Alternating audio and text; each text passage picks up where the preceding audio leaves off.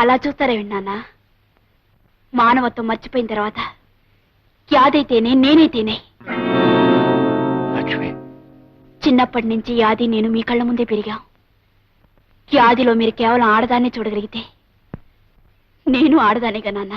అమ్మా, అంత మాట అనకమ్మా, అంత మాట అనుకో. యాది,